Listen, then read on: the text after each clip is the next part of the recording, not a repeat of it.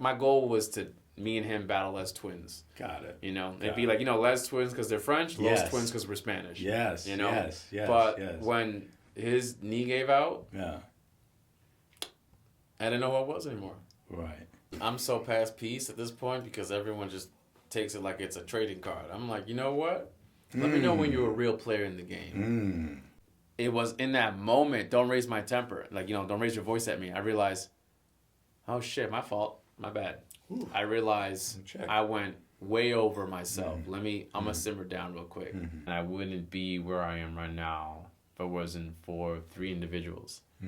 Rudy Gutierrez, Robin Franz, Linda Saras, and the most important individual, my mother. That's all.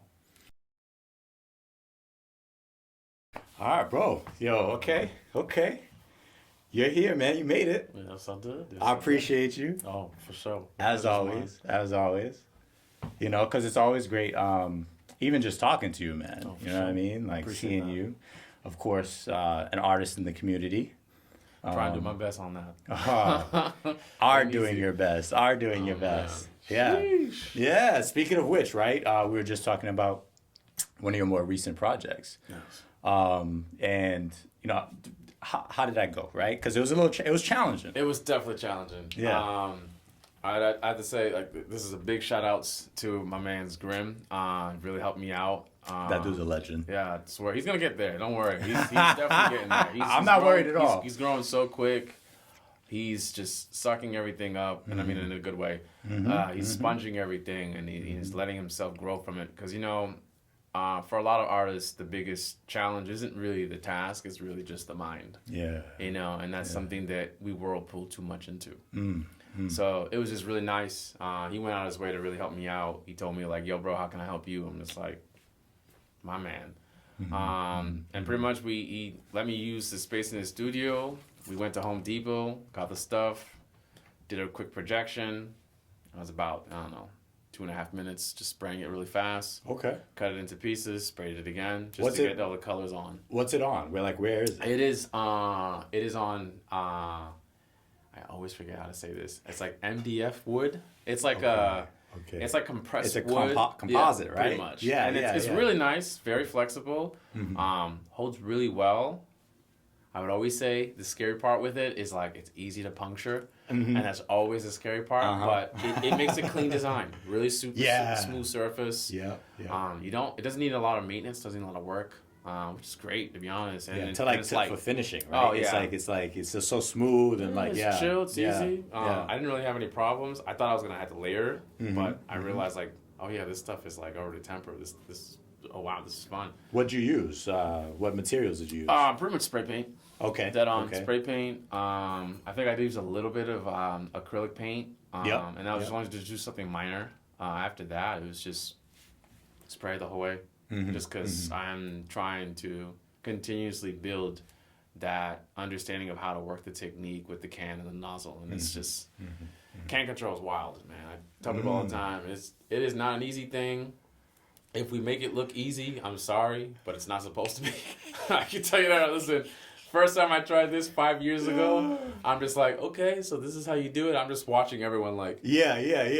and then I think it was about like 3 years later, I realized I'm like, oh, watching doesn't do shit. Like you got to know how to feel. Amen. That's all it is. Right. Like right. it's not like right. how do you get the thin line? I'm like, no, bro. Like I've learned that like I hold it thinly.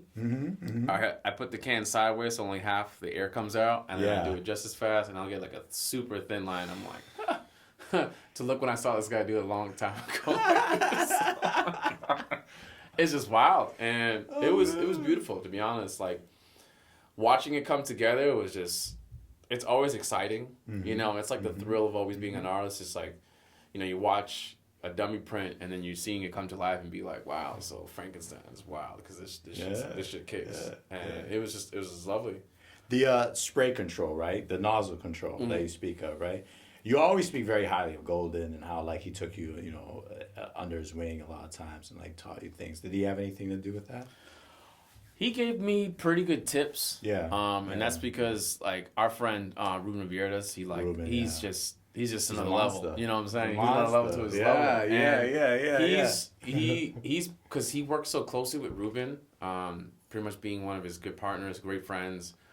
And I got to learn more from Golden because he just has more time, you know? And it's nothing anything bad. It's just what Golden does as his work allows him to have more time to be more slower. And it gives him more time to really get the contrast as well as the exactment of his strokes just to be full, you know what I'm saying? And you can always tell that, especially with all his creations, especially with his loveworms, his unicorns.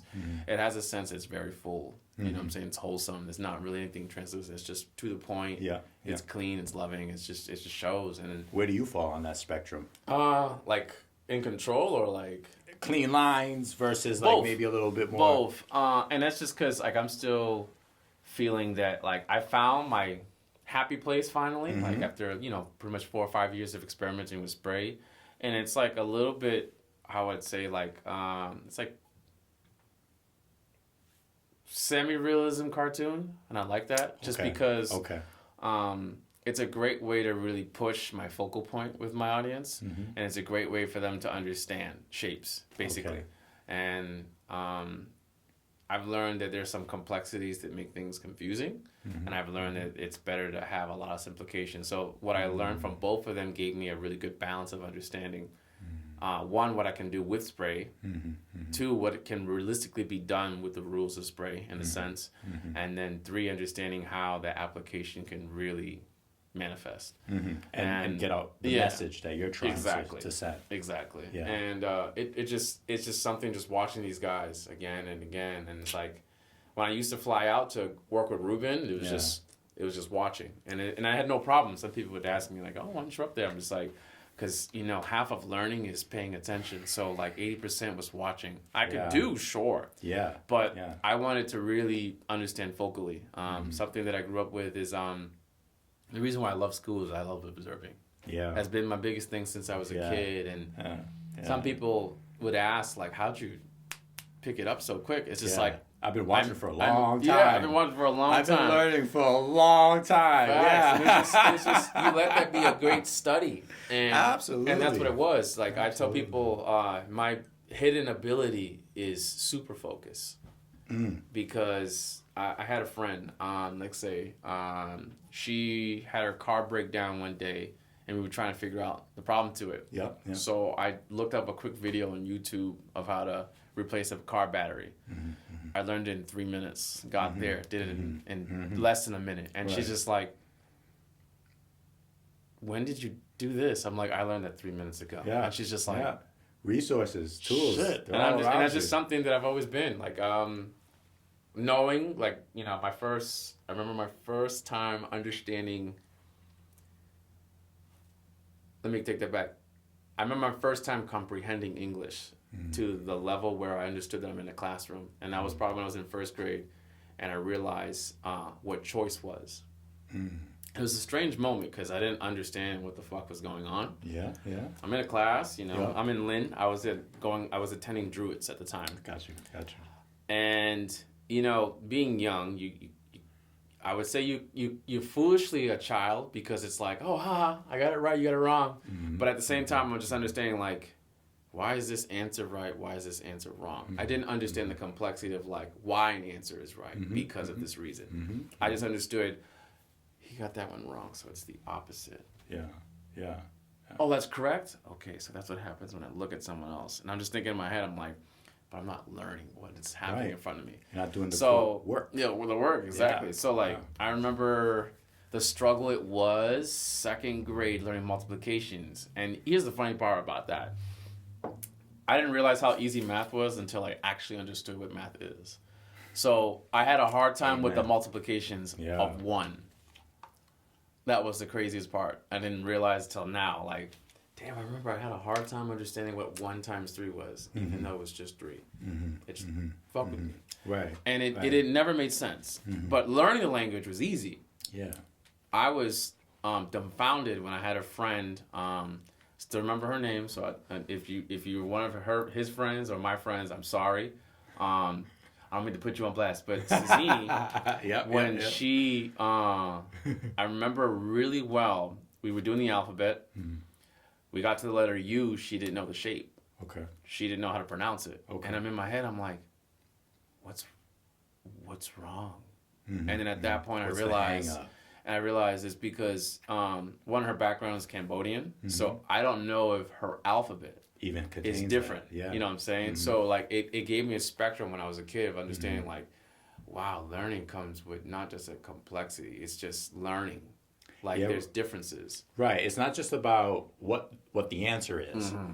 You know, it's about the problem. Mm-hmm. You know, and a lot of places you'll go, you'll just get the answer. Exactly. It's that whole adage, right? You know, teach a man to fish, you know, and he'll eat for a lifetime versus giving him one, Yeah. and he'll eat for the day. Yeah, you know? exactly. And that thirst, bro, for knowledge, to me, is what really separates levels of consciousness. I agree. And that's one of the reasons I love talking to you, bro. Because, like, one, I'm learning, you know, not just about you, but about different perspective of taking in things in life. You know what I mean? That's true. And, True. yeah, man, you just have, like, I don't know how old are you? I am 31. You're 31, right. You know what I mean? Like, you speak with the wisdom of someone at least, like, twice your age. You know what I mean? Like, you know how they say someone is an old soul? You Yeah, know? I heard. Let's just say it this way. I've heard that many times. It's interesting you say that because, like, I remember this was back when I used to dance professionally. Not that I don't do it now. I do it every now and then to help my friends out. I had the great opportunity to learn from Mike Songs, who is one of the head choreographers at Kinja's. And we had an amazing day in Boston where he came down to learn a class. And I fortunately had the opportunity because I was part of the dance company and I got to give him a ride back to his spot. So my homie was driving him back. The man's from Los Angeles, as we all know. He always, you know, troubled neighborhoods, so it's a little different with, you know, the police scene. It's the first time he's ever been escorted by police out. And it was the wildest thing ever because, you know, my friend at the time is a black man. Yeah. And we got pulled over.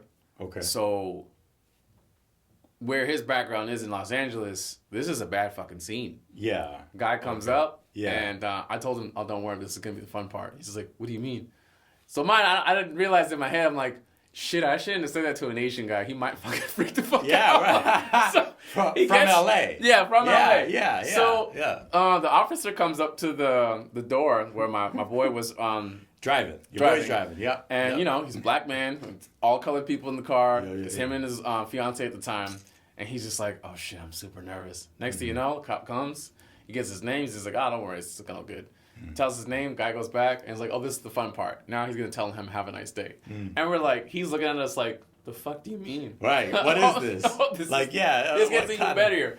No. So my boy, Wait. who, like, again, I won't say any names of him because I keep this confidential. Okay. His brother is actually head of internal affairs. Okay. So no police officer gives him shit anywhere in the state of Massachusetts. It's not that he abuses that. It's just that's what it is. And he made that for his Did you family see so the nothing name? happens. Right. So when that happened, he was just dumbfounded. He was just like, he's never seen that. what the hell happened? He's that, like, yeah, I can escort you over here. We can talk at the station. So they take him to the compound, and they're letting him know like something that was going on with his license. It's just like, it's all good. I'll escort you to the spot where we can take him off the vacation.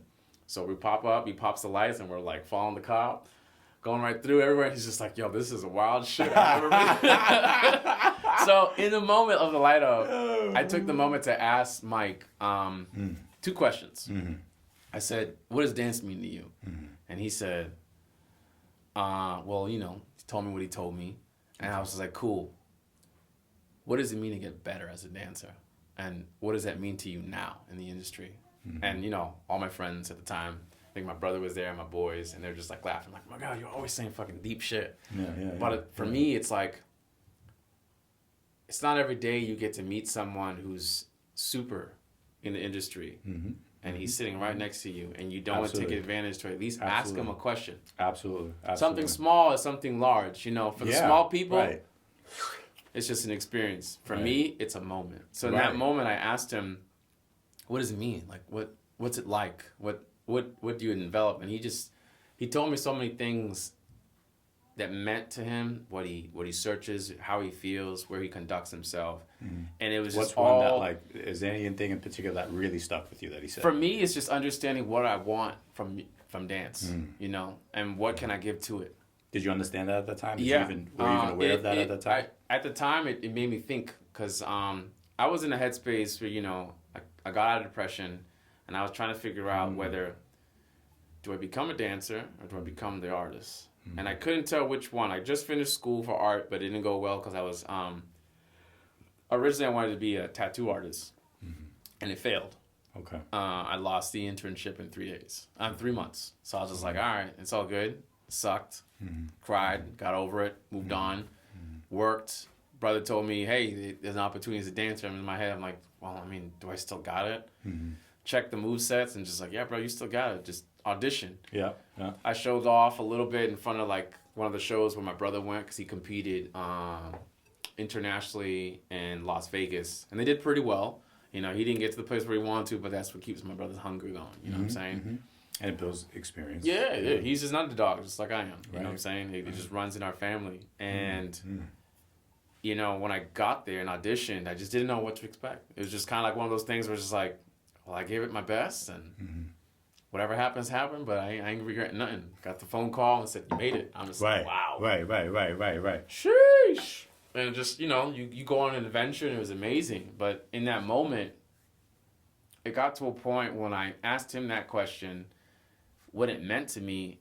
And I don't know, I guess after the ride and went back, it was like a shift. And it made me wonder, like, what does it mean to me for real?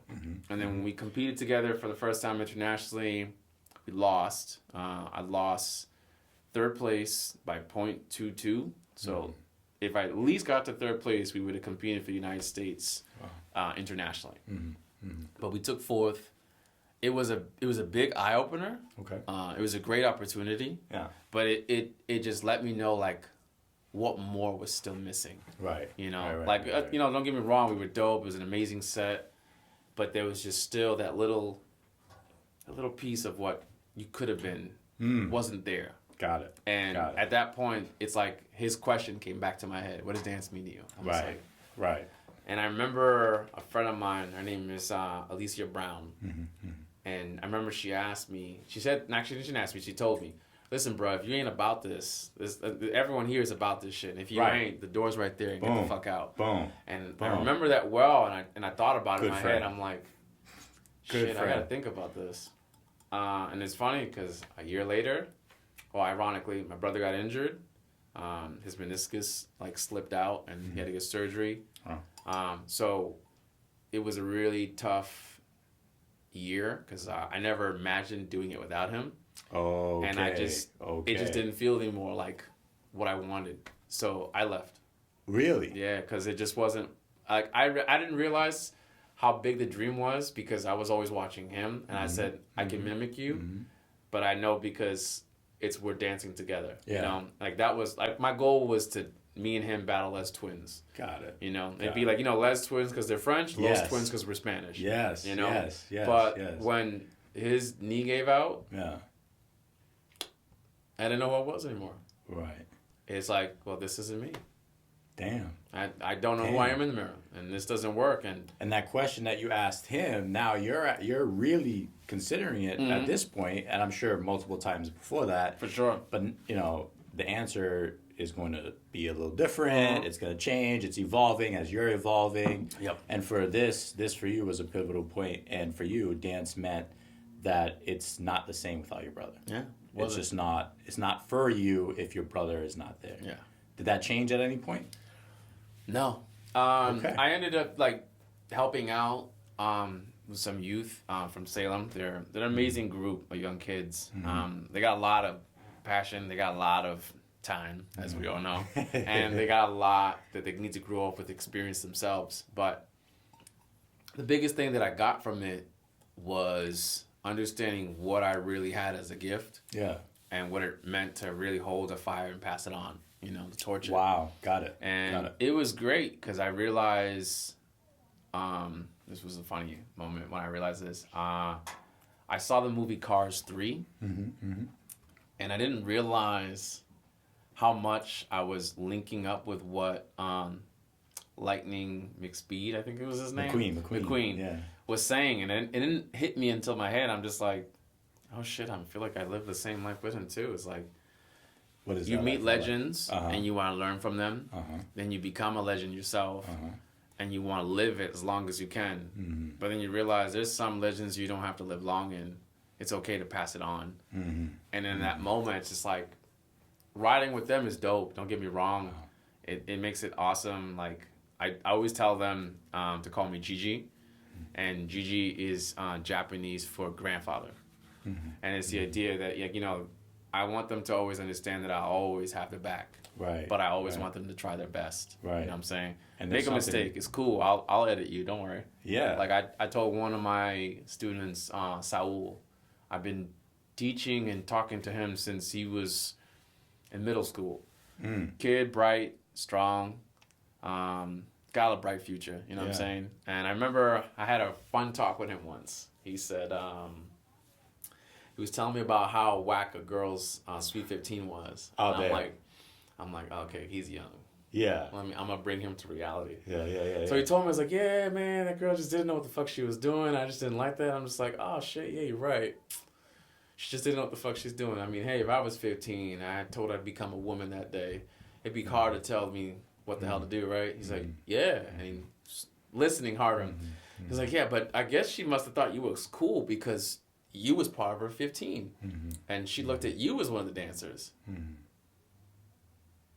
Got quiet. I'm like, oh, did you just realize you're an asshole? Yeah, should I go apologize? I think you fucking should. Because now I want you to understand. You know, I want him to understand, like, you know what it means to be a man is to understand a mistake and go fix it. You want to be a kid? You can be a kid, but I'm letting you know right now, we're not talking anymore. Yeah. Go fix it. Yeah. Came back the next day and he told me, like, hey, Miguel, I just want to let you know, because I wanted him to come to me. I don't want to come to him. Right. You know, I already understood where his mindset was. Now I understand, will he do it? And he came to me, told me, like, a man, hey, bro, I just want to let you know, I didn't end up being the Sweet 15 out of respect for her, but I showed up and, you know, I apologized to her and let her know, and she was really happy that I made her night different because, you know, I didn't realize the shit that I was saying. I'm like, good. I hope you understand the shit that comes out your mouth because it hurts. And you don't realize how much it hurts until it really settles in and you weave it. Well, sometimes you never even realize how much it hurts because you just say it and then you're out. Yeah. It sits with that person and you're gone. You know what I'm saying? Like, and a lot of us, a lot of times, we don't go back enough and say, like, hey, how have I hurt you? You know, how, you know what I mean? Like, I think that if we did that more, there'd be more peace in the world. Oh, God. You know? I feel like they'd be more humans. So I'm so past peace at this point because everyone just takes it like it's a trading card. I'm like, you know what? Let me know when you're a real player in the game. Because the card anybody can play. Can you be the player though? That's the difference. Amen, bro. We all have choices. Right. When do you understand what the weight of yours is? Right. And that's just something that I want these young kids to understand. Like, there's a reason why you're the future. And now I understand this more than ever. It's knowing that even though my life's a struggle, and I'm cool with that. I understood that the moment, you know, my mom made the decision to come here. But that was cool because you know what? Wow. She made the dream to never have us starve like she did. Boom. And she did that. She did that with 3 boys and they all made it. Yeah, that's right. You know? First one's married. First one made it to college. First one performed internationally. First one's performed as professionals. Can we cheers to your mom? No, Can we cheers to your mom? Cheers to my mother as well. You know, similar story. I had my friend Suhaili on here. You know, she was the first episode, and we talked about growing up as children of immigrants and how they cleared the path for us. You know, they're pioneers. Sure. Yeah, no, they're pioneers, bro. Yeah. So kudos. It's wild to even think like, my mom said, I'm gonna leave my country, my friends, my family, everything. Everything I know. Everything I've ever known. And I'm gonna come here and hope to make anything. And you know, my father abandoned her. She had a hard time here, but she didn't quit. Damn right. You know, right. and look at where we're now. Damn. And it's just and you know, every day I'm realizing more, you know, being 31 and as, you know, time progresses, like, shit, I thought things were hard. My mom had it even worse. Mm-hmm. You know what I'm saying? I'm Yeah. thinking like, oh no, my bills are Yeah, tough. yeah, Try yeah, being yeah. try being a woman that Yeah. doesn't know the language. Right. With 3 kids and Right. you feed them Right. and you feed yourself. And you put a roof over the head too, Yeah. because there's So it's a just lot like, of man, them my out there mom- without even that. My mom did that. My mom did that even without a car and still did that. Wow. So it's like, Mhm. man, I hope that when people see this and hear this, please give yourself more understanding of what women do, because you really don't understand shit. And I say that in big wanting because I thought I understood. Nah, long fucking way to go. You thought you understood. I thought I understood. When did that thinking change? Like when did that happen? Like what I would what say- what happened? I would say 3 years ago. What happened? I realized like the weight of like, not my world, but where the line that I drew got to. And it wasn't that it was bad. It was the fact like I got to a point where like I stopped my pencil line, and I mean like my own life, and I started looking like, you know, this is a long road, and all I see is horizon and a light and a shadow behind me. Mm-hmm. But why am I still doing this? And then it hit me and realized like, I wonder if my mom said this too, but she did it earlier than me. Mm-hmm. I wonder if my mom said this too because she realized every day in a country that nothing really mattered. Mm-hmm. She understood that if this is how life is, Mm-hmm. Mm-hmm. and I'm the one that gives it, Mm-hmm. I don't want what gives to want this. Mm-hmm. You know? I mean, to tell you the truth, is like you can't go to my country without crossing the street without getting hit by a car. And it's not a stop thing. Mm-hmm. You know? I remember when I was 16, I almost got ran over by a little moped. And I'm just thinking in my head, I'm like, why didn't that idiot stop? I'm like, because I'm in DR. Mm-hmm. That's right. A week later, I heard about a little girl who got run over by a truck. So in my head, it's just like, oh, this is what it means by a third world country. Mm-hmm. So in my head, it just hits me like more and more. I'm just like, so this is what it means to like really understand a line in your world. Mm-hmm. You know, what's a real horizon? And at that point, I'm realizing, you know, I got to a point where it's like my art's going great, everything's going good. Mm-hmm. Everything stood still all at once. And I'm just like, what's the point of the next step? I don't even see it. Like, I know I can grow and become this. Mm-hmm. I know I could, you know, do all that. I'm just like, what did my mom see that she's still willing to take the next 20-something years at this age? Bro, she had y'all. Yeah. Look, Yeah. you said we will never know what a woman goes through, right? You said that, right? We will never know, as men, we will never know 100%. what it's like to give birth. Yep. What it's like to have a life growing inside of you. Mm-hmm. And then to see that life come out of you, a part of you, and be an extension of yourself.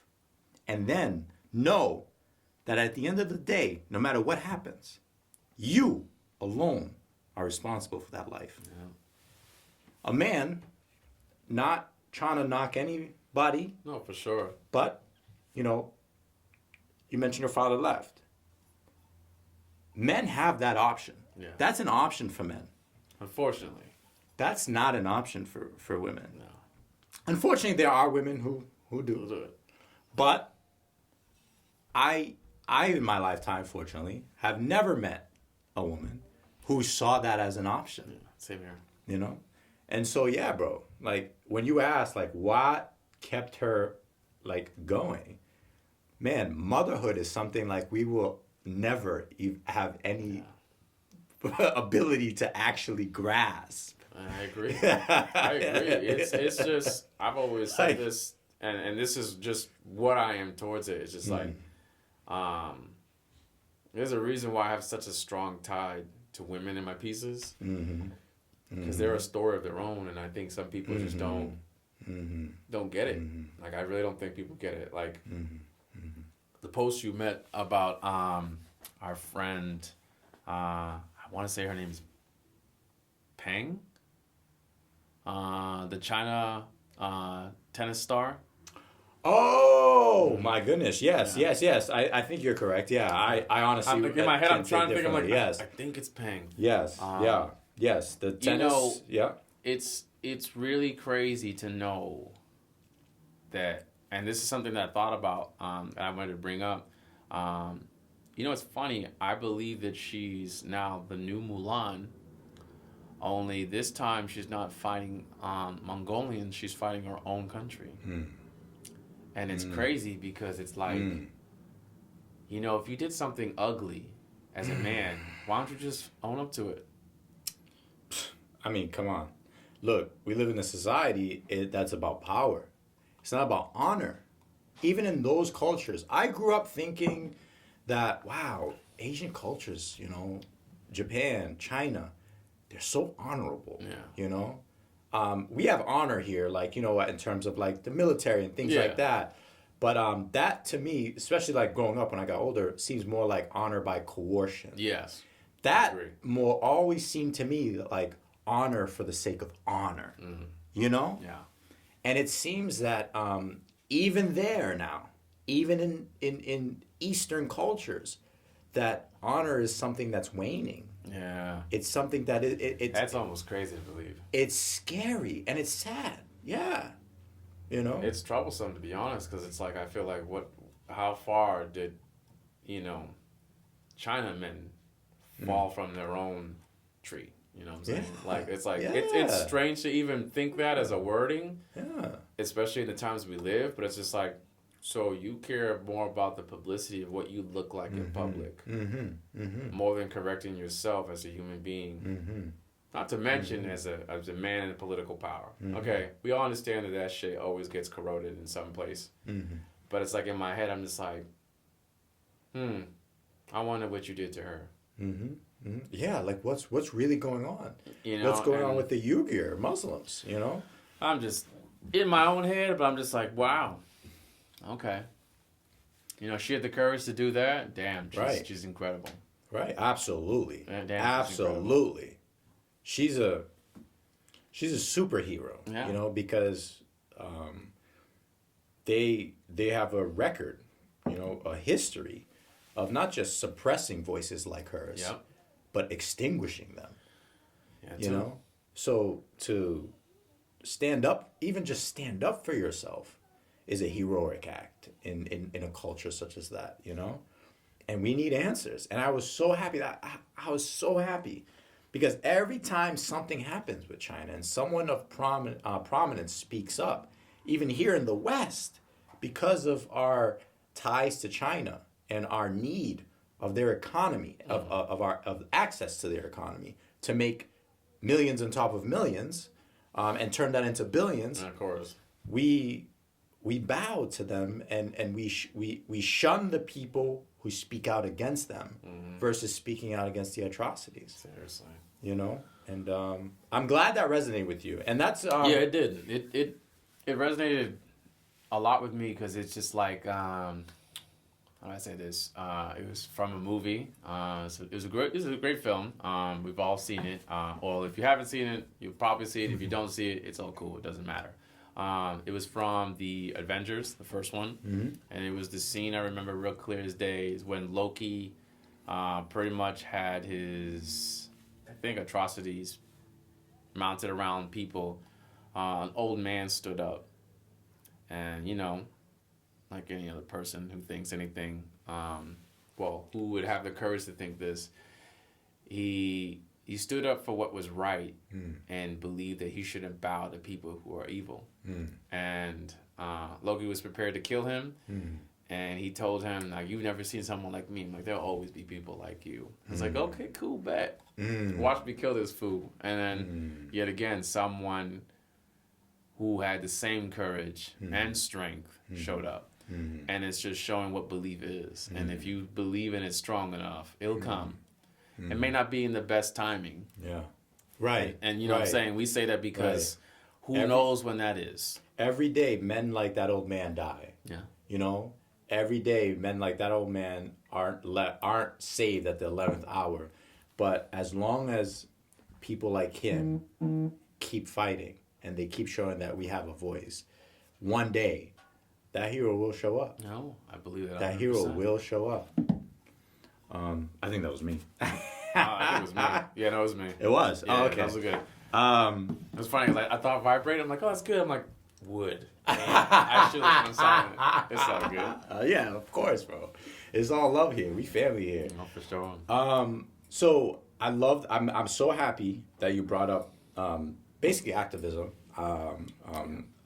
because and right after we talked about dance and your experience with that, because another post that you had commented on inspired you to share a story with me about an experience that you had at a dance competition where you were advocating for police reform, against police brutality. Yeah.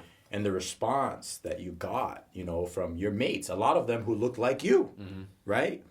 Who, if they were in the car when you guys got pulled over and their brother wasn't, the head of IA, Internal Affairs, things might go differently. Oh, for right? sure. So, like, talk to me about that experience and, like, how it's, like, how it moves you, Well, I'll start first for like when I started realizing this became not so much as a national issue, when it became my issue. Police brutality. Yes. And I say that because, the fun thing about history is you can always find the trail of it. And you if you're always... looking. Oh, if you're looking, it's if you're true. looking. But I always say you can always find history because there's enough people who can leave proof. Damn sure. And amen to that. The thing that I just realized when, that occurrence started being more prominent and more eminent in, I guess, the United States' news, is when I started realizing, like, hey, at any given point, someone can take something completely the wrong way, and it just takes the wrong conviction of understanding that you could cause someone's dignity as a human being to be disturbingly traumatized, unethical, and at the same time executional. When I started realizing that can actually be a potential problem, not just even for the law enforcement, not just for like any human that lives on this planet. It's just when I started realizing that miscommunication is a higher means of self. I had like an experience where I will get back to that, don't worry. I had an experience where I found a wallet on Congress Street, and I thought to myself, I'm gonna hold on to this. I'm gonna wait till I find a cop to give it back. It never hit me because the idea is my thoughts are very always genuine, and so are my acts. I was with my friend Lulu, and it was nighttime. It was around maybe a little before Halloween, and I found a police officer. And I was like, "Oh, word!" So like I whistled toward him, and I ran up to him, and I reached for my bag. Yeah. And it never like occurred to me in my head like, "Yo, you're running up to a cop, reaching behind your back." Right. And I realized my boy Lulu, he's like, "Oh, he's reaching for his wallet," and I'm like, "Why would you say that?" And I'm in my head, I'm like, "Huh." As I hand the wallet and like, "Oh, I found this on Congress Street. It was someone else's. I really think I wanted to make sure you guys got it. I hope that everything is in there." And he asked me, "Oh, when'd you found it?" And I pretty much described him with the whole situation. Right? I'm like, I'm over descriptive. I'm an artist. You know what I'm saying? Yeah. And You're doing your earlier, diligence. before I found him, I had a friend of mine who was an officer that I wanted to give it to, but he told me, "Wait till you get somebody in the squad car because I'm walking patrol." Got it. So I just don't want extra stuff on me because I want to make sure I'm watching. And at least in a patrol car, it's safe in a unit. Yeah. I was like, okay, that's cool. It's not a problem. Makes sense. And it just made me wonder in my head. I'm like, shit. If it wasn't because I'm in Salem and, good vast majority know me, that would have been a whole different situation. Absolutely. Absolutely. You could have, yes. It You know could what I'm have gone saying? a completely And different it's way. it's not Just even like so that. much that I was doing something wrong. I was trying to do something right. Right, Because, absolutely. Absolutely. in the time of, it just happened to be COVID. Right. Oh, I could this was not only good. imagine somebody who really needed their stuff. Yeah. Their ID, identification, Yeah. credit card. Yeah. I'm like, I would hate to lose this myself. Right. I'd hope this comes back to the person, Right. and I'm, who not to send it out than a police officer. Right. It's you see the life that way. You know what I'm saying? Mm-hmm. So in my head, I'm like, God, this is the right thing to do. This is what I was taught when I was little, and it's not that I'm obeying the law. I'm just I believe this is what you're supposed to do. Yeah, it's just your belief system. But yeah. in my head, it's just like, wow, that would have went really south. And if it wasn't because of the city that I live in, the circumstances would have been different. Could have been. You Not know. necessarily would have been, Yeah, but yeah. Yeah, the whole situation could have went a lot different. Question for you about that incident, right? So obviously, like, he didn't react in a, in a crazy way, right? He's a super cool guy. Would you automatically fault an officer, not if they like shot you, but like if they were wary? Like, let's say if they gave you a command, stop right there, and then maybe put their hand on their weapon. No. What would you No. what would you think about that? Nothing. And the reason why is I always have the tendency to say, if I was human, why would I react? But if I'm in control, what do I got to lose? So in my head, even though that action could have happened, I would have told myself, remember what we trained ourselves to do. And now understand what's happening. Remember, fear is an insult to your emotions. And the reason why it's an insult to your emotions is because you're panicking. And if you're panicking, now you're insulting your soul. Because you're conflicting yourself from what you usually are to what you no longer are. So knowing that, I told myself always, I understand your observation. You know what you do. Adrenaline spikes, slow everything down. Why do you say that? Oh, my fault. I see what the situation is. Yeah. Sorry about that. I should explain first what I'm reaching for. I'm reaching for a wallet, and I'll just twist my hip. And this comes back to communication. And you know, and it's how do I say this? It goes back to not an experiment, but it was like a lesson that my 5th grade teacher, Mr. Allen, taught me, and it's the peanut butter lesson, the peanut butter jelly lesson. So, how do you make a peanut butter jelly sandwich? And you write it out so that someone can follow the order, and it's just like, oh, I forgot. And again, this is my head. You're stupid. So I have to understand, how do I explain stupid what I'm trying to do? Because if not, this situation gets ugly. Not that he was stupid, but it's the idea, I don't know what's actually existing. Ignorance. You know? Yeah. So like that so I'm so happy you brought that up, because I don't think it gets talked about enough. There's definitely a distinction between stupidity and ignorance, right? Ignorance just means you don't know something. Yeah. There's something you don't know. We're all ignorant to 100%. something. 100%. Right now, we're both ignorant to what's directly on the opposite side of that door. Is no one standing there? Is someone standing there? Yeah. We're completely ignorant, you know? And it's okay. Ignorance But is that bliss. doesn't make us stupid. Not at all. How can we become informed? Open the door. Or ask. Yes. Hey, is anyone on the opposite side of the door? And that's it. and that's where I believe the same difference is like, all it takes is one person to make a connection. Mm-hmm. You know what I'm saying? So if in that same instance, you know, because I believe the same thing Martin Luther King said, we can solve anything with peace. Just listen. Just listen. All it takes is it doesn't even take much. It's easier than paying a bill. You don't even have to move your fingers. You're just listening with your ears. It's a sense that God gave you for a reason. So if I just listen, oh, I'm sorry, I realized I said something that didn't make sense. Let me clarify that. Right. I have no problem regurgitating something, because it's the idea of finding absolute peace with understanding. Yeah. You know what I'm saying? I believe in that. It's not creating anything in contingency. It's not saying like, you know, I'm inferior to you or you're superior to me. It's just the understanding like, oh, my bad. Hold on. Let's just reset that. Right. Cool. You understand what I'm saying? Cool. You understand what I'm saying? Awesome. Let's get it from there. But my question is, you must, from time to time, run into resistance. People who don't always understand, even when you reform and you recollect and you rephrase. Every now and then, yes. And I've always said this, it starts by the level of what their communication is. So I always say this, and I say this so that people understand this at the simplest level. Stupid is only good until you finally understand the language. What's that mean? So in other words, Can you quantify the facts that I'm saying right now? That's what you're asking to the person. I'm asking you that. What facts? Cool. Can you understand the speech that I'm saying to you right now? Yeah, absolutely. Can you understand the words that are coming out of my mouth? Absolutely. You see how the level of intelligence lowered, and you understood each binary connection. What I did was understood what level am I speaking to you at. So I'm not speaking over you. I'm not speaking under you. I'm speaking at you.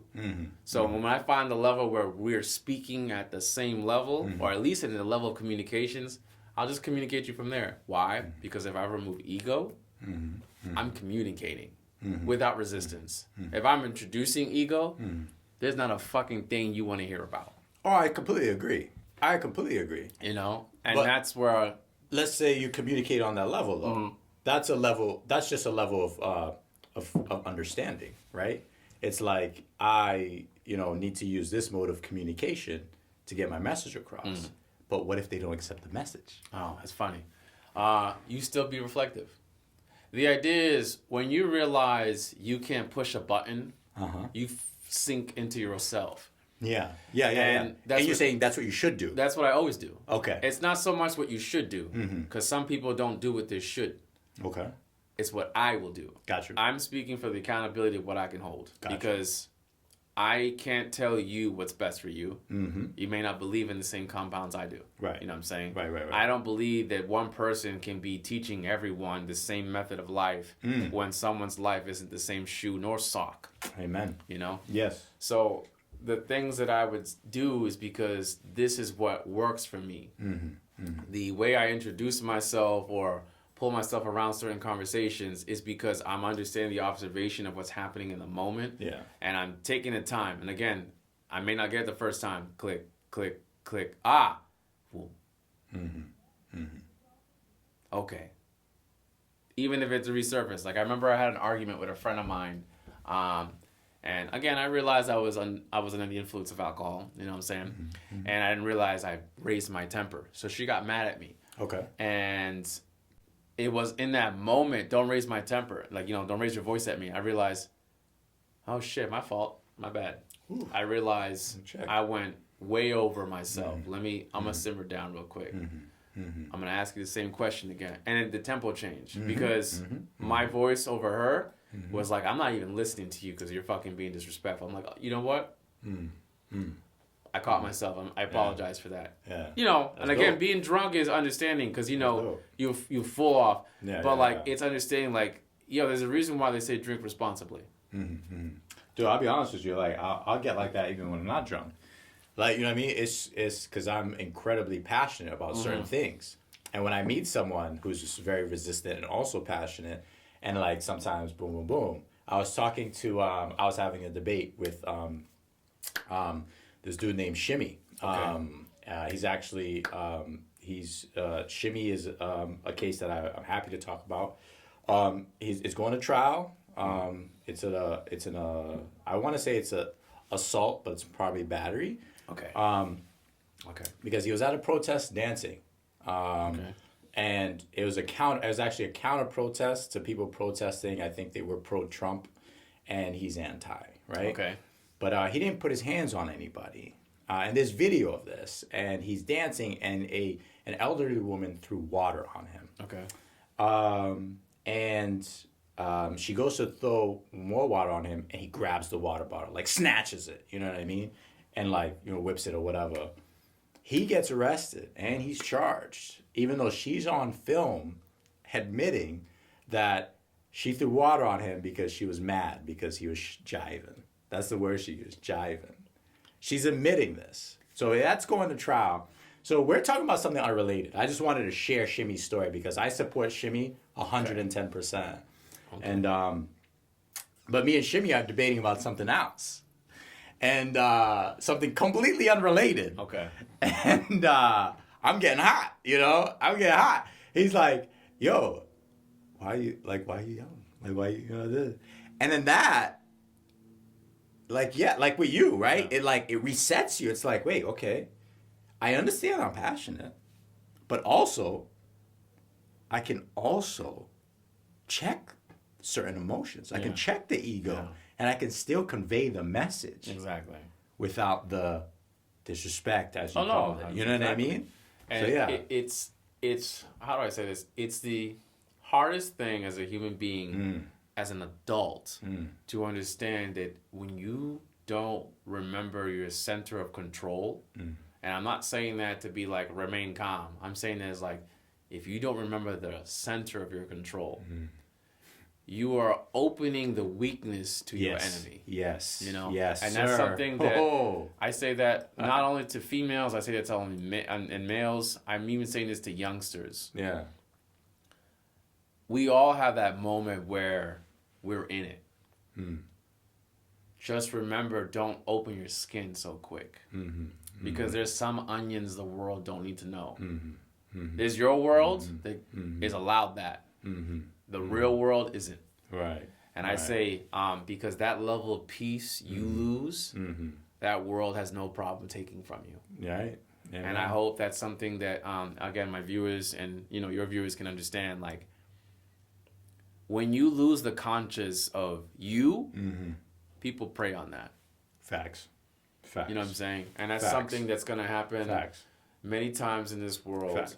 And it's unfortunate, but I hope that always when people think about, just what comes out your mouth, but like when you think about What you pray on. what too. you pray on, what Yeah. you say, what you want to be, really understand that no matter the situation, the circumstance, the event, the occasion, understand what you are bringing yourself to, and also understand the consequence of what is occurring. Because that's something that some people don't get. Like, for instance, I'm going to do a piece for her, pay. And the reason why, I told myself this, and I told you in the message, I'm like, well, I'm going to shoot my trip to China goodbye. Right. Right. Because I believe what she's doing is a lot more Chinese than what the man's doing. And I feel like that's something that, again, Mulan has shown years ago to years now. Yeah. And it's, I guess, I would say this, in their blood to say, when you forget where it comes from, understand a woman's going to remind you, And it's because they're the cycle of life. When you forget that, it's okay. There's a reason why there's a reminder, And then I would say this, fortunately, because of technology, fortunately, it allows our own sword. You know what I'm saying? And that's something I hope that the Chinese can understand. Because of what she did and what we understood as what honor is, we'll unsheath the sword she started. Yes. Only we'll bring the shield too. That's right. That's right. So that's to her. Amen. Cheers to her. Cheers to her. Her courage, her bravery, Oh, sheesh. and let's pray on and hope for her good health because I believe she's in danger. I do too. I 100% believe she is. And they always say this, sometimes the best type of protest is art. So, okay. I'll make a piece that shows, I'll actually describe it to you because this is going to be fun. I'm going to make it in the Shepard Fairey style. Shepard Fairey? Yeah, Shepard Fairey. Okay. And I'm going to do... Wait, explain Shepard Fairey. I might be saying that. I mean, Shepard Farley, one of the two. I always forget how to say this name pronounced right. Robin. Oh, sorry. He's an artist. Yes. Oh, So he does okay. I'm not pop art. familiar. Yeah. So he does okay. like really incredibly phenomenal pop art. He's been doing it for the last 30 years? 30 maybe years. longer. Okay. Maybe longer. Okay. Could be wrong. I think it might be 30, 40 years, but I'm pretty sure 30 years. Okay. So he was my illustration professor's student. No way. And he got famous. Yeah. For doing the portrait of the Rhode Island mayor on a billboard. That was his illustration assignment. So when he went to class, That's dope. he looked at his teacher and said, here's my project. Yeah. And he's just like, you gave me a fucking newspaper. Like, no, that's mine. Yeah. And he's looking at it like, oh, shit. Right. Yeah, and he became Right. famous. So, That's Obey, the hat, Yeah. that's him. No, what do you mean? That's him. He's the one that did that. No way. That's actually the mayor of Providence back in I forget, it's out of the 2000s. Okay. Yeah. just so like he came up with he created the first sign No, design. he did the national graffiti Mm-hmm. that got him in trouble as a student in college, and it blew up. Really? Yeah. Yo, thank you for sharing that. That's wild. Yeah. For real. Yes. Yo, Yeah. what? So now you understand his story. That's wild. What I want to do is hold the tennis racket as a sword, and she's bowing to her head but praying. That's beautiful. Man, I am blessed to be in just here, Absolutely. just to hear that and then like know that that's gonna be introduced into the world at some point, Yeah. and to understand its significance and its meaning. That's beautiful, bro. Thank you for sharing that. Thank you. And that wasn't the best part. Behind it is gonna be Liberty holding her hand, putting the candle. What materials? What materials are you using? I'm gonna use acrylic. I want to make sure I get the full control so it's clear. Okay. Yeah. But I want people to understand that like America's behind you. But it's not though, right? That's my problem. No, it is. You are behind her? Yeah, and I'm gonna tell you why. If I believe we said this, was it the NBA or was it the National Tennis League? The IOC. Yeah. Yeah. International Committee. If they're in it, Olympic I Committee. would say that's technically speaking. Well, I would say America, because the idea is like, hey, we're reading this. It's either American or European, but. Well, yeah. So like the publications that I share are American publications. There you go. But the IOC, the International Olympic Committee, they're the International Olympic Right, Committee. they're international, but even still, But- But my concern is that their hand might be forced by us, by the people. Like, as long as we don't care, I'm convinced of this. No government, no business will care. I'm talking about the NBA. I'm talking about the NFL. I agree. I'm talking about the U.S. government. If the people who have the true power choose to ignore her plight, it's going to be out of the news cycle. I agree. It's not going to sell. You know what I mean? No, I agree. And you know why? That's the reason more why I want to do it with that, because That's beautiful. it's going to help, Absolutely. one, raise awareness. Absolutely. Two, it's going to be an amazing piece. Absolutely. Three, again, like I said, my trip to China is fucked officially, but it's all good. Right. It's all good. Bro, I'm going to go out of my power to never even connect there. We've connected there once. No. And I was yes. Damn. And I was wary, but like at that time, because this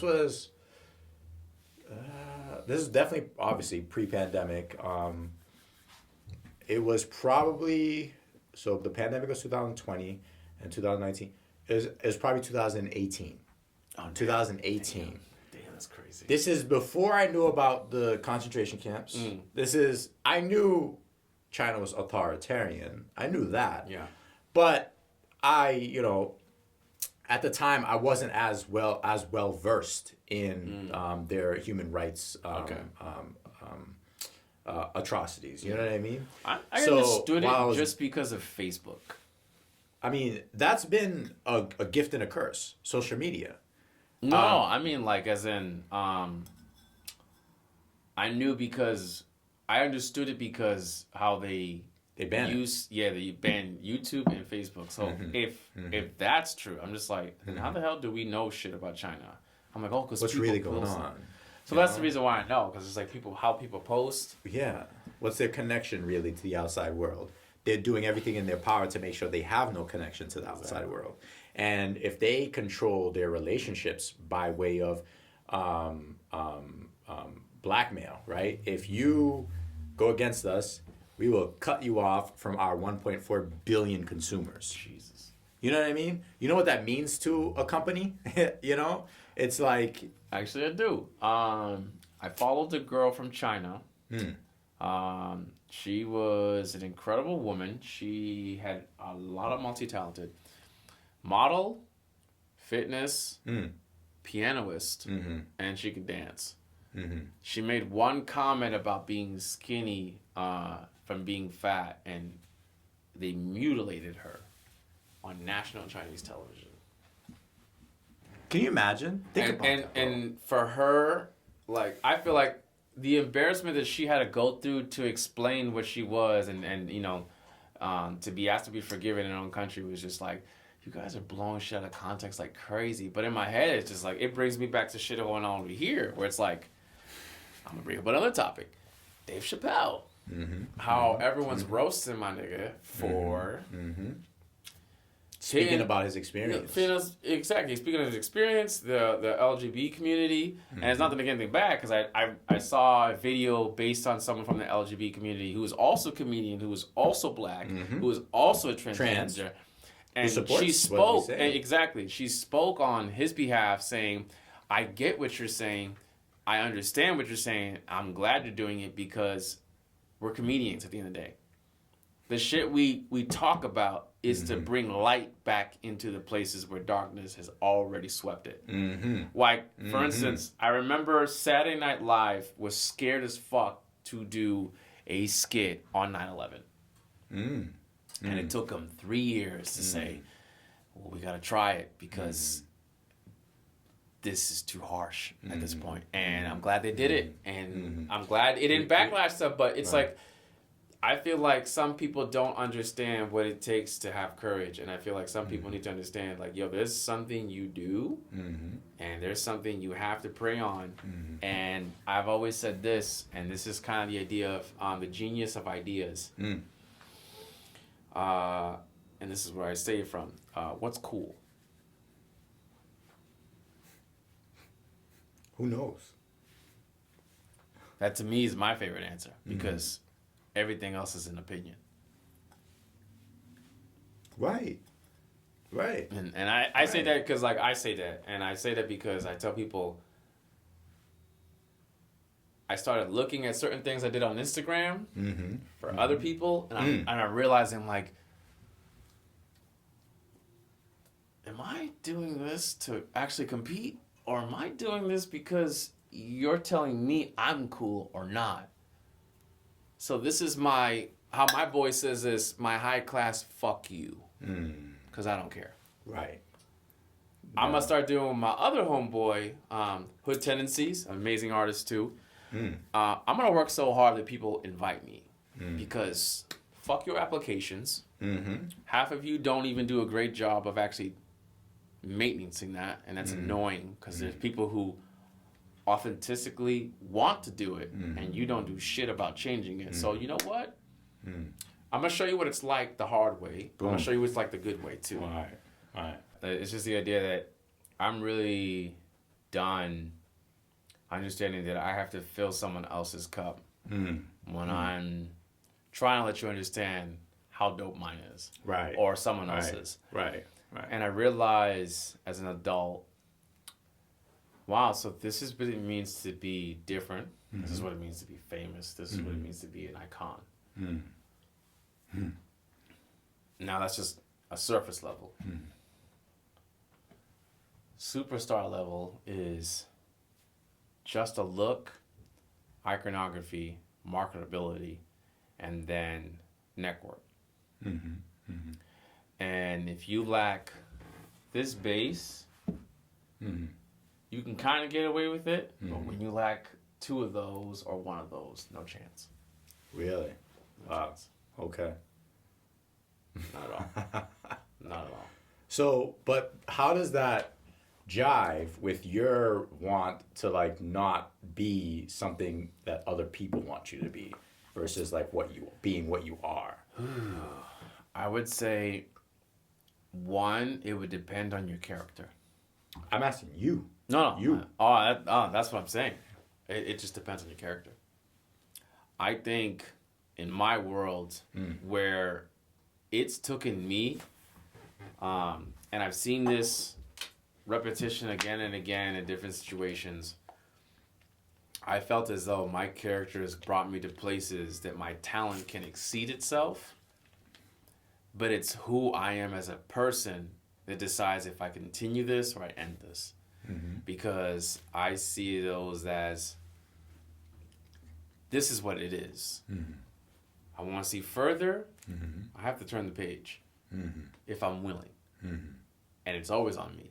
Okay. Now understanding that it's my choice. I want to make this work, I know what I have to do. Okay. I want to see this go further. I know what I have to give up. Okay. If I want to see this go beyond, I know what I have to sacrifice. Knowing all those factors, can I live with that? And I think that's something that a lot of people should understand when making that giant choice. Because I don't think enough people understand that perspective yet. And, I'm learning. I know I'm learning. You know, that's why I ask. yeah, it's how do I say this?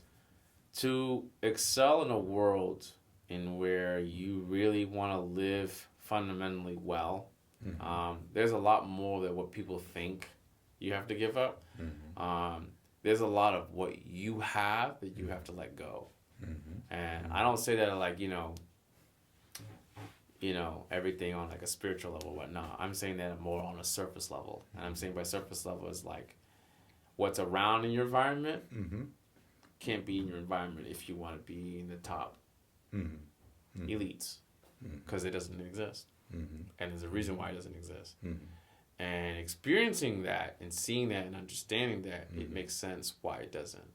Not that it's bad, not that it's unethical to have it, but it's because it's run the same way by elites. Right. But the thing is, right, myself, right, I see as we get closer to the elites, right, closer to seeing how they operate, how they move, how they live their lives, how they influence, how they vote, whatever, we see that for society as a whole, right, that may not be constructive or sustainable, right? Okay. How do we reckon with that? How do you reckon with that? Because where I am with it, right? I think about that choice or those choices all the time. And then my ultimate conclusion is pretty much always,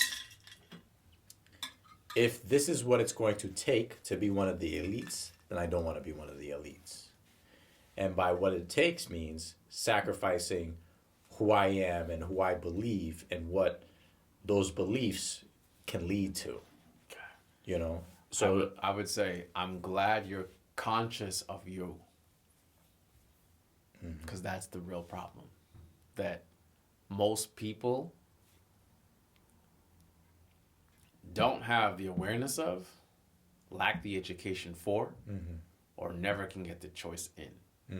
And I think that's even to have the first two, most people can't understand.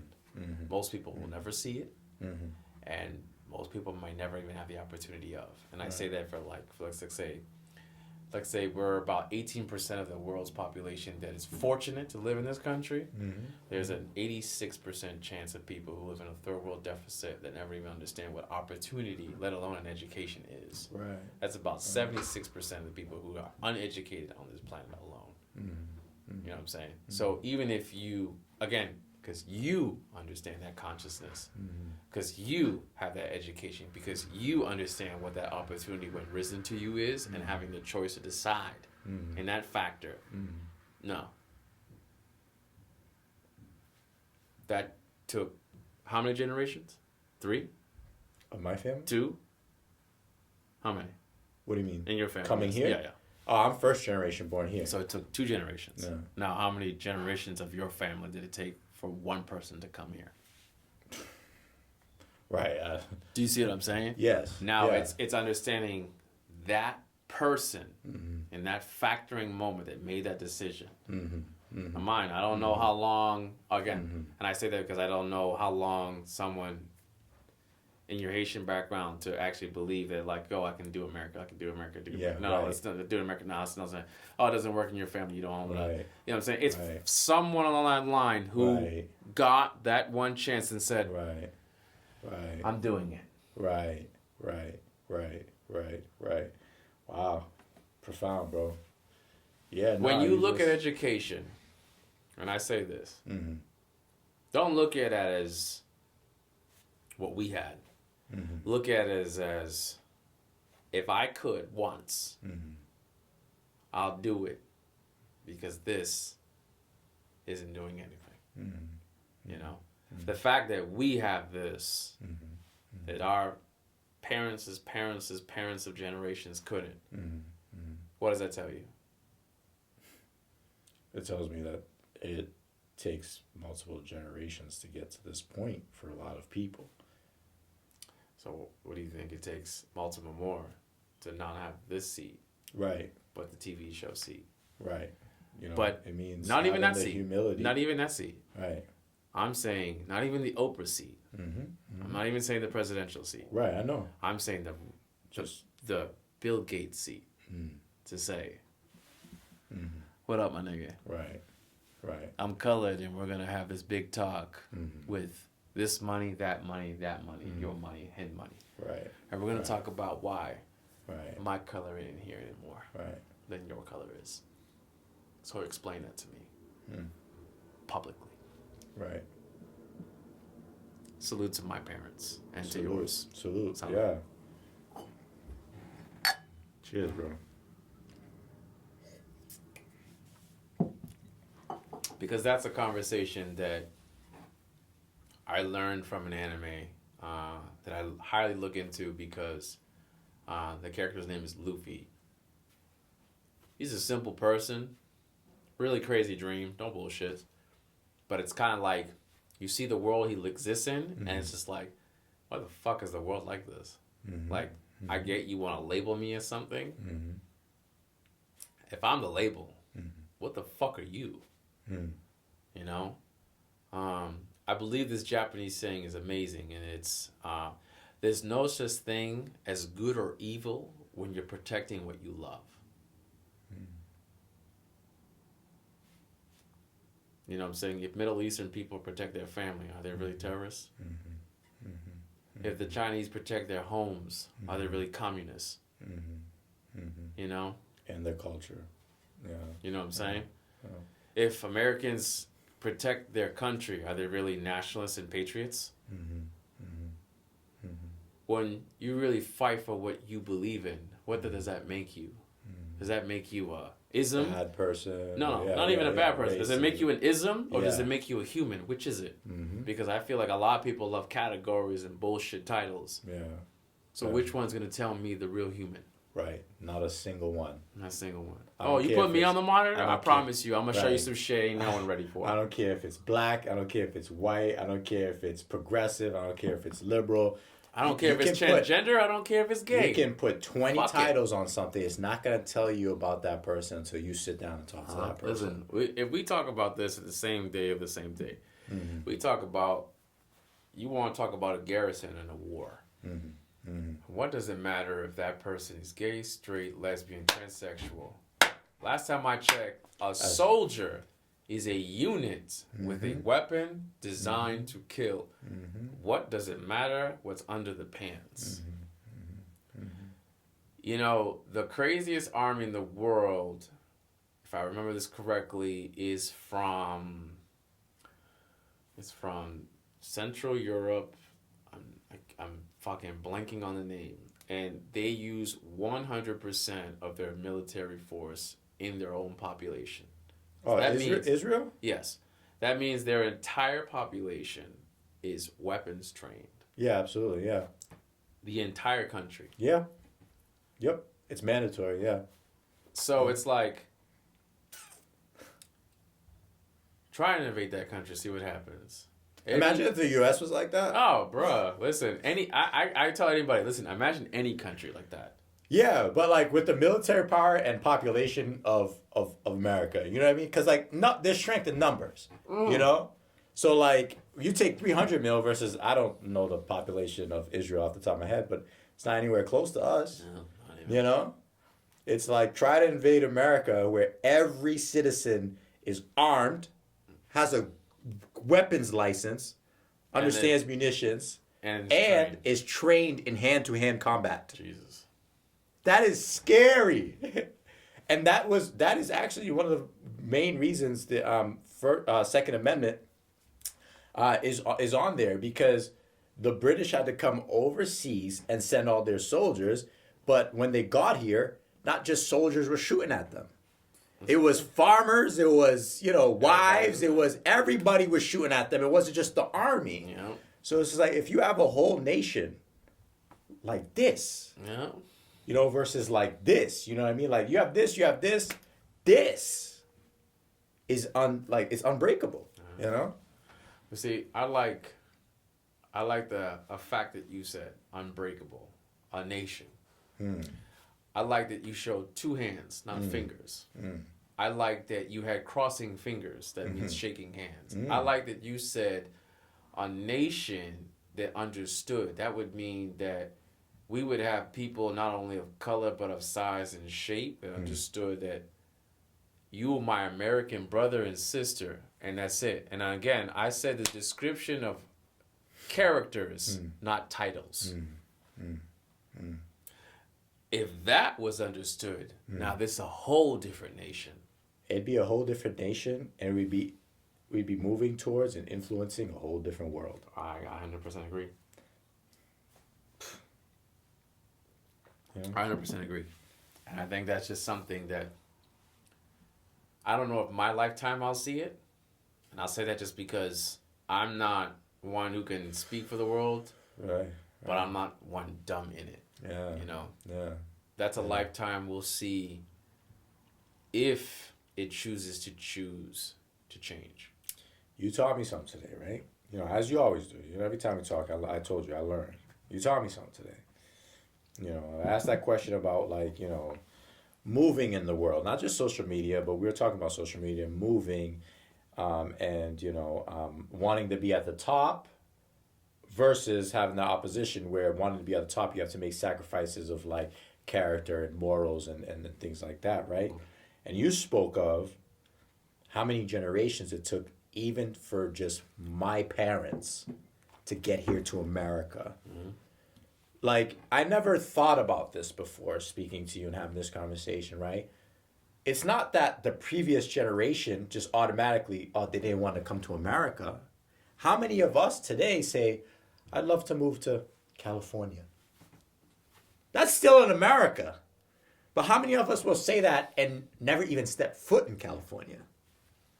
So how many generations before my parents said, I want to move to America and make a better life for my children, but didn't do it? But that idea, and now I'm thinking of the movie Inception, right? That kind of influence, that idea, perpetuating and evolving, and every generation building up the tools that the next generation will use to progress further than the last. And so now, my big, the big hole that I've had in my life is, how am I going to make an impact that's going to change things considerably? And by talking to you, I've now realized that, one, it starts with passing off something, a valuable tool, to the next generation.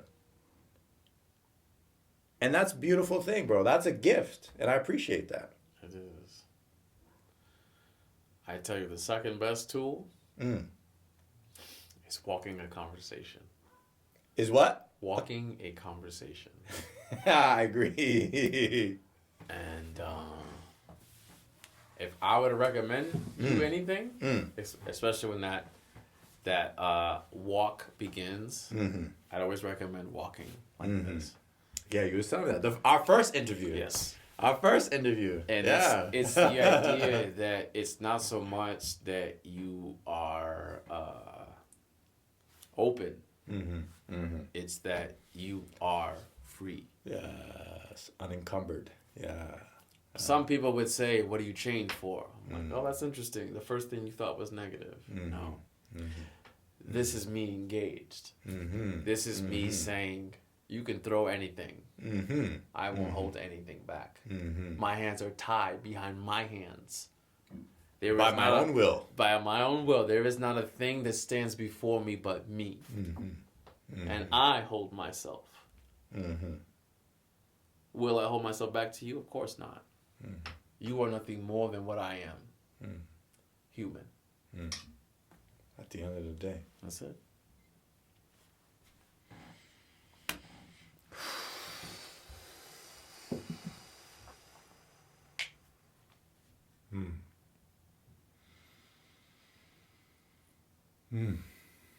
That's dope. Yeah. I've been working on like meditating, breathing,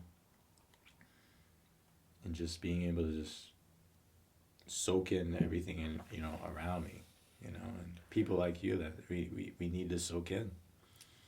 It's interesting you tell me that, because it's like, you wouldn't even have to tell me that. You know why? You grow plants. I think two of the biggest things that some people don't realize that meditation is, and again, this is something that this took me time to understand. You know what growth is? Tell me. Patience. It's not understanding that time exists. It's understanding that time is human. We don't age. We evolve. And as evolution happens, so does death. That no one escapes that. And anyone who thinks that, sorry. Right. I'm glad for technology. Right. Don't get me wrong. Right. I'm Right. glad to see what people can understand through evolution. Don't get me wrong. What I'm conveying is, if we aim to live forever, we lose our humanity. 100%. The day we think immortality is a grasp, you lost what it means to have the best human quality in the universe. And I learned this again from an anime, which is beautiful. And I remember the scene very Which good. comes from Eastern culture. Eastern culture, listen, bruh, they're the Japanese. They're amazing at it. And the character's name is Rengoku. He's from the famous anime Demon Slayer, and he said, "There's no such thing as a weak soul." And he was speaking to the character named Tanjiro, and he was saying, "What makes my life meaningful is the way I live it. It's not that I can live forever as a demon. It's the fact that I live in the moment as what I am, and it makes me beautiful. Not because my talent is purely, and it's purely beautiful. Like the idea is he's an incredible swordsman, an amazing human. You know what I'm saying? His background alone will tell you how he's troublesome with his father, but his spirit is from his mother. So what killed his father was the death of his mother, because there's nothing he could do. And then when he realized the bloodline of his family, there was nothing he can do. But it's what his passion is. That's what makes him pure. So what made me understand through that is understanding that what makes human beings beautiful is what we exist to choose to be. Because it's our choice. Damn straight. I believe that. If you choose, and I say this because it's an amazing example. I have a client whose dream is to be the best detail shop in the nation. And his dream is because he believes that anyone who wants to have an amazingly fresh car, he wishes to make sure that your car shines and looks as youthful as is the first day you got off the lot. And that's it. That's a Brazilian dream. The man's from Brazil, and that is his dream. Right. And I think it's beautiful because absolutely, all he wants is to make every person on this rock feel as though their first car is their favorite car, and it will look just like it is, or better. And it's just like, if you can't see past that in the realness of what it is, I question what your morality is, because you lost the goal of what makes you human now. And an individual, and by extension, an individual contributor to society, I think it's even further than that, because society is what I would say manipulated. I would say you become a foundry in history because you can be reminded of what it purely means to live. That's all. I feel like sometimes we forget what it really means to be human because we forgot what it means to live like one. Right. And again, I agree. all I believe is I want to detail and make beautiful cars beautiful, Right. and you feel beautiful for having your car. Right. That's being human. Right. Yeah. Yes. I agree. You know what I'm saying? I agree. And I feel I like agree. if you forget what makes you love what you love, you're in a place that most people have a hard time getting the fuck out of. Damn, bro. You know? Yeah. Yeah. And this goes back to a movie that I remember seeing, which is the Last Samurai, by with Tom Cruise. Tom Cruise, yeah. I haven't He seen said- that, so Oh, clearly bro. I must. No, bro, it's amazing. And then and what it says in the end of the film is like, I found something that few men in the world ever find. What's that? Peace. Peace with is your interpretation, I guess, right? If you, what would you say peace in? Peace with himself? Yeah. Peace. Peace himself. Because you, as the being you are, have to understand the world you're in and remember that you wake up to take steps. If you can't find the same peace to wake up in that world, taking the same steps or different steps, you never will. I agree. I always told myself this. I have no problem making a French press coffee now. And some people would say that's insane because it's kettle, curated. I'm like, I love making my coffee like this. When it's ready, hold, pour, pour up, down, tip off, pour out, down, wash, and enjoy. That's what the Japanese taught me. Find the peace in what you love. Because in every step in that, if you are conscious, if you are present, if you are aware, it's beautiful. All the time. That's why they say God is good. Because that's peace. Yo, you're a true joy, bro. You're a true joy. Yeah. There are, I don't, we were talking about earlier, outside of the show, we're talking about Scottie Pippen and his opinion of Michael Jordan, how he doesn't have to kiss ass. Like, I don't like kissing people's asses, you know what I'm saying? And, there's not many people I would be able to sit here and look in the eye and be like, you're a true influence on me, and having you in my life, in my circle, I know plays a pivotal role in my growth, and I appreciate that, and I thank you for that. I thank you more. And the reason I say that is it took a lot of time to understand who I'm into my own role and find the peace in that. And I say that being emotional because it's like when I find people who understand who I am, and then I realize what I can give to others. It's not even peace, it becomes a euphoria because it becomes something where it's like, I give you an edge that you miss or a key that you're missing. Oh. I'm glad that piece made a puzzle for you to solve. Yeah, the way you put that's beautiful because the way you put it, bro, it's like it makes so much sense. There's peace, there's that peace with yourself, and then there's that gratification of helping someone else to get to that peace because you know what that peace is. You know what bliss it is, and to be able to share that, I believe that is the true message of Jesus Christ. You know what I'm saying? Like, he knows and can see peace. He understands that it doesn't exist in the world that he was in, and it wasn't ready to receive him.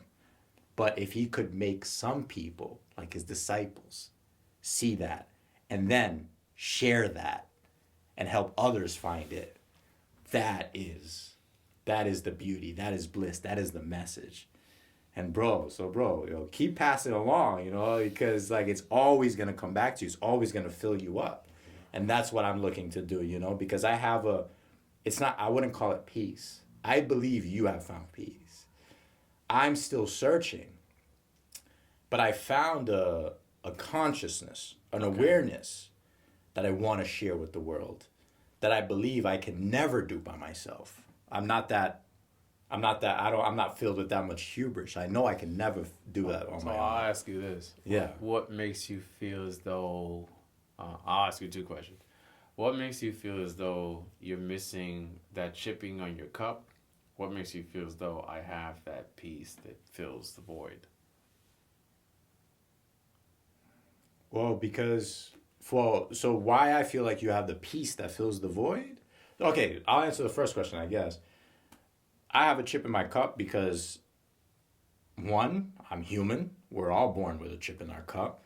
And some of us are lucky enough to work towards a place where they've fixed it, I think of monks, I think of that. I think that when they found a level of consciousness where they're fully aware of who they are, and emotion and ego no longer play a role, So I'm still working towards that.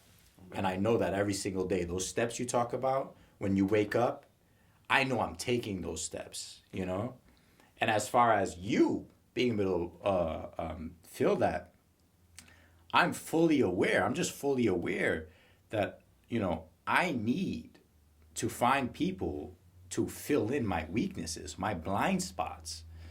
I know they exist. And I've lived, and at some point in my life, I realized it was about the age of 25. I hit a quarter life crisis. I got really depressed. And as you know, I didn't celebrate my birthday for 10 years because I felt I wasn't accomplishing anything in those years. I felt I lived too charmed a life where people weren't giving me the necessary feedback and criticism that would help me improve. And now I am in search of that everywhere I go and picking up those pieces from people who have filled those pieces in their own cup. You see what I'm saying? Okay. Yeah, it's like it's just design. It's just intelligent design where it's just like, in order for me to evolve, I need to be open to seeing and listening to hey, here's what Miguel's been through. Here's how Miguel sees things. Because I can't sit here all the time and think the way I see things is always going to be the right way. That's going to lead to my destruction and my demise. And, of course, a serious lack of peace. You feel me? Fair. So, when I speak to you and you can fill those gaps and you fill them often, I'm a better person for it. A more complete person. Fair enough. That's the goal, bro. You know what I mean? That's the goal. Improvement. I can't sit here and think that my shit doesn't stink, because once I start to do that, I'm done. I believe that. I believe I am dead in the water once I believe I have no more learning to do. You know what I'm saying? And when I can meet people that I can actually learn from, I don't mean there's 7 point some billion people in the world. If I can talk to each one of them, I'm going to learn something. I don't believe that. You know what I mean? I agree. But I believe there are people I am fortunate enough to be able to sit with, interact with, and I can grow. Fair. That's fair. I agree. I'd tell you this. If there was something that I can leave you today with, it's this. Remember that when you build a home, and I don't mean one that builds a floor. When I'm saying a home is you built a connection. This dog right here and the two others you owned have found a foundation with you. Yeah, right. Yeah. The wife that you have has built a home with you. And if there's something I could tell you is a home isn't just a place where you sleep, thrive, mate, reproduce, or build to. A home is some place in your inner self that has an autonomy to it, meaning it gravitates towards you. So this space isn't created, it's formed because of you. Amen, bro. Amen. I believe you. You know, these lights, they radiate the way they do because you formed them that way. You formed them with the right help, the right direction, and most importantly, the great spirit that you brought to yourself. I don't believe that this room is fixed on communication. I believe this room is completed by vibration. Agree. Couldn't agree more.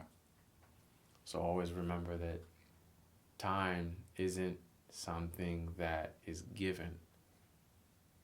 Time is something taken because it takes what you reach for in time that gives you the worth in the moment. That's all. I appreciate you, bro. I appreciate you so much.